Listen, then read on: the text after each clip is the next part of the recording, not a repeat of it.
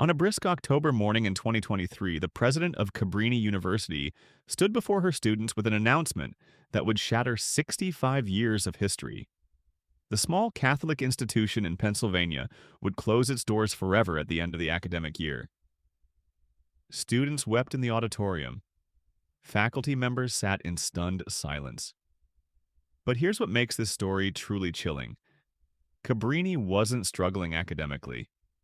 It wasn't embroiled in scandal. It simply couldn't survive the new math of Christian higher education in America. And it's just one of dozens. Between 2016 and 2024, over 50 Christian colleges have either closed completely or merged out of existence. That's one college shutting down every 2 months. The University of Valley Forge in Pennsylvania, gone. Sacred Heart University's Connecticut campus, consolidated. Cardinal Stritch University in Milwaukee, a 85-year-old institution, closed in 2023, leaving 1,300 students scrambling. But the mainstream media barely noticed. While everyone's been debating student loan forgiveness and the culture wars on campus, an entire ecosystem of American higher education has been quietly imploding. The most shocking part? This isn't about religious decline alone. It's about demographics, economics, and a perfect storm that nobody saw coming, or at least nobody wanted to acknowledge. The Christian colleges that educated Billy Graham, countless missionaries, and millions of middle-class Americans are vanishing, and the implications reach far beyond chapel services and Bible studies. Let me take you back to 1960. John F. Kennedy is campaigning for president, addressing concerns about his Catholic faith. Across America, Christian colleges are booming. The GI Bill has flooded campuses with students. The post-war baby boom is just beginning to hit college age. Between 1955 and 1975, over 200 new Christian colleges opened their doors. These weren't just Bible institutes. They were liberal arts colleges, schools that promised to educate the whole person, combining rigorous academics with religious formation. Places like Wheaton College in Illinois, Calvin University in Michigan, and Pepperdine University in California became powerhouses, competing with secular institutions while maintaining their distinctive faith-based missions. My name is Professor Archive, and I comb through historical records, statistical data, and untold stories to bring you the narratives that slip through the cracks of mainstream coverage. If you appreciate this kind of deep research, a super thanks really helps keep this channel going. Now, here's where the story takes its first dark turn. In 2008, something happened that would set off a chain reaction still unfolding today. The financial crisis didn't just crash the stock market, it fundamentally altered the calculus of college. Families who might have sent their kids to a $30,000 a year Christian college suddenly couldn't justify the cost when state universities offered half the price. And those endowments that Christian colleges relied on? They were often a fraction of what elite secular schools had built up over centuries. While Harvard's endowment was $36 billion in 2008, the typical Christian college might have had $50 million at most. Some had less than $10 million. But the real catastrophe was demographic, and it had been building for decades. In 1990, there were 3.2 million high school graduates in the United States. By 2013, that number had peaked at 3.4 million. Then it started falling, and it hasn't stopped. By 2025, there will be approximately 3.1 million high school graduates, and by 2030, some projections show it dropping to 2.9 million. This is what demographers call the enrollment cliff, and it's directly tied to birth rates from 2005 to 2012, right after the Great Recession when Americans simply had fewer children. But here's the twist that nobody anticipated. The students who do exist aren't choosing Christian colleges like they used to. In 1990, approximately 400,000 students attended Christian colleges and universities affiliated with the Council for Christian Colleges and Universities. That's the main accrediting body for evangelical institutions. By 2020, that number had dropped to around 310,000, a decline of nearly 25%, while the overall college-age population had actually grown slightly during most of that period. Why? The answers are more complex than you might think. It's not just secularization, though, that plays a role. In 1990, about 90% of Americans identified as Christian. By 2020, that number was down to 64%, according to Pew Research. But even among committed Christian families, the value proposition of a Christian college was being questioned. Here's what changed. In the 1970s and 80s, Christian colleges offered something genuinely distinct. They were countercultural safe havens during the sexual revolution and the perceived moral chaos of secular campuses. Parents paid the premium willingly. But by the 2000s, Christian student groups existed at virtually every state university. Campus Crusade for Christ, now called Cru, the Navigators, InterVarsity Christian Fellowship, all provided religious community at schools that cost half as much. Then came the internet and social media, completely disrupting the information ecosystem that had made Christian colleges so valuable. In 1985, if you attended a secular university as a conservative Christian, you might feel isolated, questioning your faith without guidance. But by 2010, you could watch sermons from your home church on YouTube, join online Bible studies, follow Christian influencers, and remain connected to your faith community digitally while attending any school. The protective bubble that Christian colleges provided seemed less necessary. But I haven't told you about the financial engineering that made things so much worse. By the 2010s, Christian colleges were caught in what economists call the revenue trap. Here's how it worked. As applications declined, colleges discounted tuition more heavily to attract students. In 2019, the average tuition discount rate at private colleges hit 52%. That means if the sticker price was $40,000, the average student only paid $1,900. Christian colleges were often discounting even more aggressively, some over 60%. This created a death spiral. They needed more students to make up for lower revenue per student, but to get more students, they had to discount even more, which lowered revenue further. Let me give you a real example. In 2016, Tennessee Temple University in Chattanooga announced it would close after 73 years. At its peak in the 1990s, it enrolled about 1,800 students. By 2015, enrollment had collapsed to under 500. The school was discounting tuition by 65% just to attract those students. The president admitted they needed at least 800 students at much higher net tuition to break even, but achieving that was impossible. They were losing $3 million annually, burning through their tiny endowment. When the doors closed, students transferred to over 50 different institutions, scattering a community built over generations. And here's something most people don't realize. Christian colleges often operate in small towns and rural areas where they're the major employer and economic engine. When Grace University in Omaha closed in 2019, it wasn't just 200 students who were affected. 40 faculty and staff lost their jobs. Local businesses that depended on student traffic saw revenue collapse. The ripple effects lasted years. Multiply that across 50 closures and you're looking at thousands of jobs lost, millions in local economic activity vanished, and entire communities fundamentally altered. Now let me tell you about the crisis at Bethany College in West Virginia because it illustrates something crucial. Bethany is one of America's oldest private colleges, founded in 1840 by Alexander Campbell, a key figure in the Restoration movement. For 180 years, it survived wars, depressions, and social upheaval. But by 2021, enrollment had dropped to just 550 students. The college needed 800 to be financially viable. They were running $5 million annual deficits, and their endowment, only $12 million, was being rapidly depleted. Administrators tried everything. They cut sports programs, laid off staff, sold property, launched online programs. Nothing worked. In 2023, Bethany announced a merger with a Catholic university, effectively ending its independent existence. The trustees wept during the announcement. One said, "We're watching the death of something precious, something that can never be recreated." Let me ask you something. Where are you watching this from? What time is it where you are? Drop a comment and let me know. I'm always curious who finds these stories and why they resonate. And if you have any connection to Christian higher education, whether you attended one of these colleges or knew someone who did, I'd love to hear your perspective. Now, here's where the story gets even more disturbing.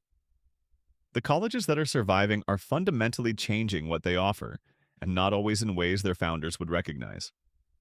Many have relaxed religious requirements to attract more students. Some have dropped mandatory chapel attendance, once an absolute staple of Christian college life.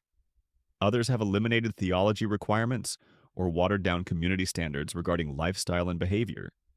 One prominent evangelical college, which I won't name to avoid controversy, quietly removed its prohibition on students drinking alcohol off campus. Another stopped requiring faculty to sign a statement of faith. These changes make perfect economic sense. Every rule you eliminate expands your potential applicant pool, but they also raise an existential question. If a Christian college becomes functionally identical to a secular college with a chapel on campus, what's the point? Why pay the premium? Some schools have gone in the opposite direction, doubling down on their conservative distinctiveness. Liberty University in Virginia has thrived by leaning into its identity as America's largest evangelical university, now enrolling over 15,000 residential students and more than 80,000 online. But Liberty is an outlier, and its success has been controversial, even within Christian higher education circles, particularly regarding its online program's aggressive recruiting tactics and its political activism under former President Jerry Falwell Jr. Most traditional Christian colleges don't have the resources, infrastructure, or frankly, the willingness to follow Liberty's model. Here's a fact that will shock you. Between 2010 and 2020, the total number of students enrolled in Christian colleges affiliated with the Council for Christian Colleges and Universities dropped from approximately 340,000 to 310,000. But during that same period, the number of Christian colleges in the council actually increased slightly from about 140 to 150 member schools. What does that mean? It means the same number of students or fewer are being spread across more institutions, making each individual college less financially viable. It's like taking a pizza and cutting it into more slices. Each piece gets smaller. The consolidation is accelerating now. In 2024 alone, at least 6 Christian colleges announced closures or mergers. Southwest Baptist University in Missouri is in financial crisis. Judson University in Illinois narrowly avoided closure by slashing programs. Northeastern Seminary in New York merged with another institution, and dozens more are teetering on the edge, running deficits, drawing down endowments, and praying for a miracle that seems less likely each year. Now, let me tell you about the students caught in this collapse because their stories are heartbreaking. When Cabrini University announced its closure in 2023, senior Maria Santos had 8 months left before graduation. She'd taken out $60,000 in loans to attend Cabrini specifically because of its social work program and Catholic mission. Suddenly, she had to choose: transfer to another school and potentially delay graduation, losing time and money, or accept a teach-out agreement where another university would honor her degree but without the community and opportunities she'd been promised. Maria chose to transfer, adding an extra semester and another $15,000 in debt. Multiply her story by tens of thousands of students over the past decade, and you see the human cost of this collapse. There's also the loss of institutional knowledge and tradition. When a college closes, it's not like a restaurant shutting down. You're erasing decades or even centuries of accumulated culture, archives, relationships, and intellectual capital. Iowa Wesleyan University, founded in 1842, closed in 2023. It was the first coeducational college west of the Mississippi River. It's where Herbert Hoover went to college. Its archives contained irreplaceable documents about 19th century frontier education and religious life. When the school closed, those archives were parceled out to different institutions. The coherent story they told together was fractured, perhaps lost forever. And here's something that keeps university presidents awake at night. The closures are accelerating. In the 1990s, maybe 1 or 2 Christian colleges closed per year. By the 2010s, it was 3 to 5 annually. From 2020 to 2024, it's been averaging over 10 per year. That's not a trend. That's a collapse in motion. Demographers predict the enrollment cliff will hit hardest between 2025 and 2030. The number of high school graduates will drop by an additional 200,000 to 300,000 nationwide. Christian colleges, which already struggle to attract students, will compete for an even smaller pool. Experts predict that 30 to 40% of Christian colleges operating today will either close or merge by 2035. That's potentially another 60 to 80 institutions gone. Let me tell you about the geography of this crisis, because it's not evenly distributed. Christian colleges in the Northeast and Midwest are dying fastest. The reasons are demographic and cultural. These regions have seen the sharpest declines in birth rates and the fastest secularization. Meanwhile, schools in the South and Southwest, particularly in Texas and the Carolinas, are holding steady or even growing slightly. This is creating an educational divide. Students in Pennsylvania or Ohio who want a Christian college education increasingly have to leave their home states, which further drains enrollment from local schools, accelerating the spiral. But here's a twist nobody saw coming. The COVID-19 pandemic actually accelerated some trends while temporarily masking others. During 2020 and 2021, many colleges saw enrollment spikes as students chose to stay closer to home and attend regional schools rather than travel to distant flagship universities. Some Christian colleges got a temporary enrollment bump, but it was a mirage. By 2022 and 2023, as normalcy returned, those students transferred out or graduation rates caught up, and the underlying demographic crisis reasserted itself with a vengeance. Several colleges that thought they'd weathered the storm suddenly found themselves in free fall. There's also a generational shift happening that's rarely discussed. Baby boomers and older Gen Xers who attended Christian colleges in the 1970s and 80s often had transformative experiences. They met spouses, formed lifelong friendships, and developed faith commitments that shaped their lives. They're loyal donors and advocates. But their children, millennials and Gen Z, often don't share the same enthusiasm. Many attended state universities themselves and don't see Christian colleges as necessary or even desirable for their own kids. This is breaking the generational pipeline that sustained these institutions for decades. When Cabrini closed, the average age of donors was 68. There were almost no donors under 40. That's a death sentence for any institution dependent on philanthropy. Let me tell you about the faculty side of this crisis, because it's devastating in ways that don't make headlines. Christian college professors typically earn 20 to 30% less than their counterparts at state universities. They accept this because they value the mission and community. But when colleges close, these professors, often in their 40s or 50s with specialized degrees in theology, biblical studies, or Christian education, find themselves nearly unemployable. The secular academy doesn't want them, and other Christian colleges aren't hiring because they're all struggling. I spoke with a former theology professor from a closed college who told me he now drives for Uber and teaches part-time at a community college, making a third of what he used to earn. He said, "I spent my entire career investing in students' spiritual formation. Now I'm trying to figure out how to pay my mortgage." Here's a question that haunts this entire story. What are we losing? Christian colleges weren't just about religion. They pioneered liberal arts education in America. They were often the first to admit women and minorities in their regions. They served rural and working-class students who couldn't access elite universities. They created tight-knit communities where professors knew students by name and invested in their holistic development, not just their GPAs. Can that be replicated at a state university with 30,000 students? Maybe in theory, but rarely in practice. And there's a political dimension that's impossible to ignore.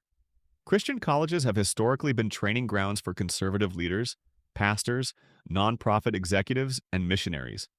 As they disappear, that entire pipeline is disrupted. Some see this as inevitable secularization, progress even. Others see it as a catastrophic loss of institutional diversity in American higher education. Both perspectives have merit, and both ignore the human beings caught in the middle: students, faculty, staff, and communities, Now, let me tell you about one college that's actually surviving, because its strategy reveals something important. Taylor University in Indiana has maintained stable enrollment around 2,000 students for the past decade, while colleges around it have collapsed. How? First, they cut tuition by 30% in 2017, moving from a high sticker price, high discount model to a lower, more transparent price. Second, they invested heavily in career services and vocational programs, ensuring graduates got jobs. Third, they maintained their distinctive Christian identity without compromise, betting that students who want a Christian college really want a Christian college, not a watered-down version. It's worked, at least so far. But Taylor has a $60 million endowment, strong alumni support, and a national reputation. Most Christian colleges don't have those luxuries. Here's the most sobering statistic I've found. In 1990, Christian colleges and universities educated approximately 1.5% of all college students in America. By 2020, that had dropped to about 0.6%. It's projected to fall below 0.4% by 2030. We're watching a sector of higher education functionally disappear within a single generation. And because it's happening slowly and among relatively small institutions, it doesn't generate the attention that, say, a Harvard scandal or a state university budget crisis might. Let me tell you about the closure of Concordia College in Selma, Alabama in 2018, because it illustrates the racial dimension of this crisis. Concordia was a historically black Lutheran college, founded in 1922 to educate African American students when segregation barred them from white institutions. It survived Jim Crow, the civil rights era, and desegregation, but it couldn't survive the enrollment crisis of the 21st century. When it closed, it had fewer than 500 students and was running multi-million-dollar deficits. The closure eliminated one of the few remaining historically black Christian colleges, concentrating Christian higher education even more among predominantly white institutions.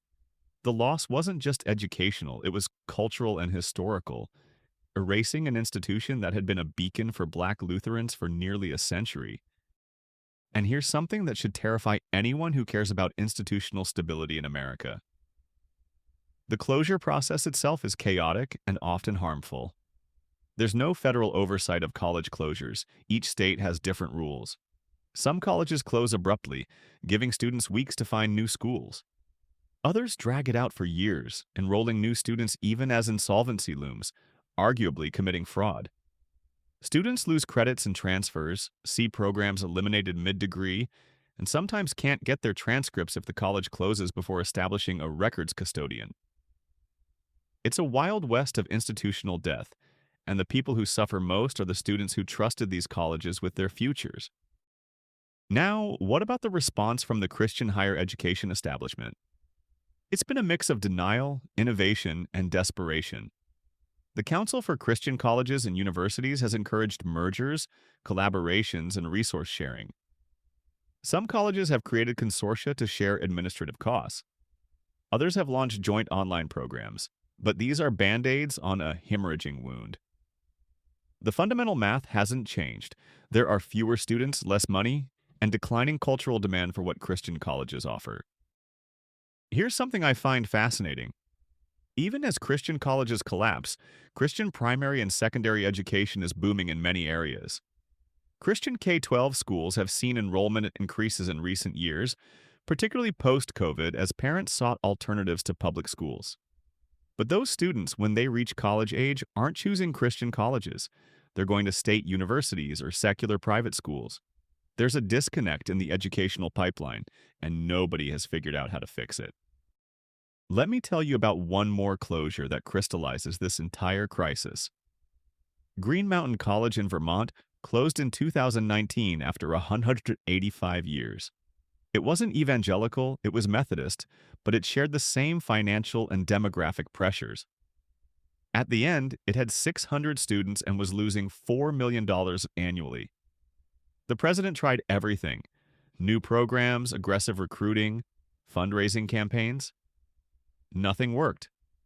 The board voted to close, and within months, the campus was sold to a developer. Students scattered. Faculty retired or left academia entirely. A 19th century campus with Gothic buildings and centuries of history became luxury apartments and event spaces. The physical space remains, but the institution is gone. It's like a body without a soul. So, where does this leave us?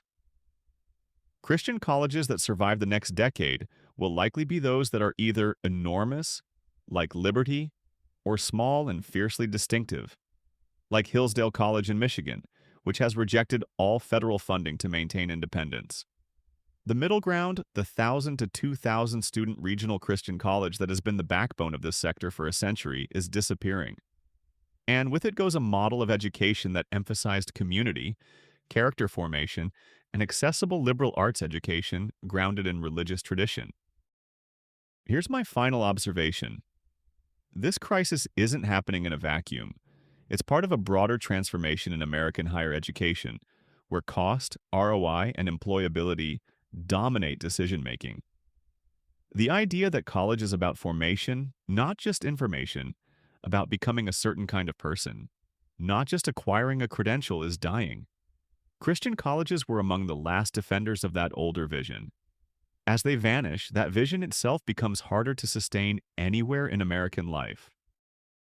The Christian college collapse is a story about demographics, economics, and culture, but it's also a story about what we value, what we're willing to pay for, and what we're willing to let die. In 1960, there were over 700 Christian colleges and universities in America. By 2030, there might be fewer than 400, and many of those will be shadows of what they once were. An entire ecosystem, a distinctive approach to education, and communities that shaped millions of lives are disappearing while we're looking elsewhere. So the next time you drive through a small town and see a beautiful old campus with a chapel spire, understand you might be looking at something endangered. In 10 years, it could be condos or a corporate retreat center, or just empty buildings slowly crumbling. The students who would have walked those paths, the ideas that would have been debated in those classrooms, and the communities that would have formed there will never exist. That's what's being lost. Not just institutions, but possibilities, futures that won't happen, stories that won't be told. And perhaps that's the real tragedy. We won't fully understand what we've lost until it's gone, and by then, it will be too late to get it back.